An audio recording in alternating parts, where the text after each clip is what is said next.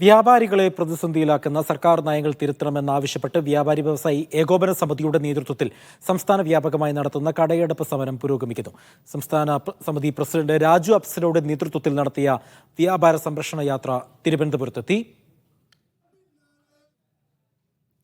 വിവരങ്ങൾ ഷിജോ നൽകും. ഷിജോ, എന്താണ് വിശദാംശം? കഴിഞ്ഞ മാസം 29-ാം തീയതിയാണ് വ്യാപാരി വ്യവസായി ഏകോപന സമിതിയുടെ നേതൃത്വത്തിൽ കാസർഗോഡ് നിന്ന് ഈ ജാഥ ആരംഭിച്ചത്. ഇതിന്റെ സമാപനമാണ് ഇപ്പോൾ തിരുവനന്തപുരത്ത് നടക്കുന്നത്.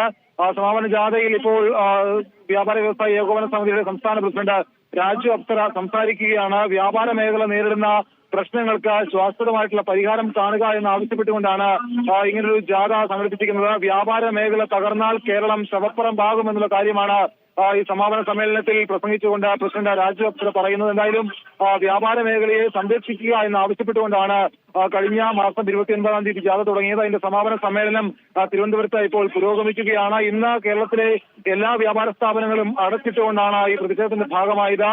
മെഡിക്കൽ സ്റ്റോർ അടക്കം അടച്ചിട്ടുകൊണ്ട് ഇന്ന് വ്യാപാര വ്യവസായ ഏകോപന സമിതിയുടെ നേതൃത്വത്തിൽ നടന്ന സമരത്തോടെ പൂർണ്ണമായിട്ട് ഐക്യദാർഢ്യം പ്രഖ്യാപിച്ചിരുന്നു. എന്തായാലും സമാപന സമ്മേളനം ഇപ്പോൾ തിരുവനന്തപുരം പുത്തരിക്കണ്ടം മൈതാനത്ത് പുരോഗമിക്കുകയാണ്.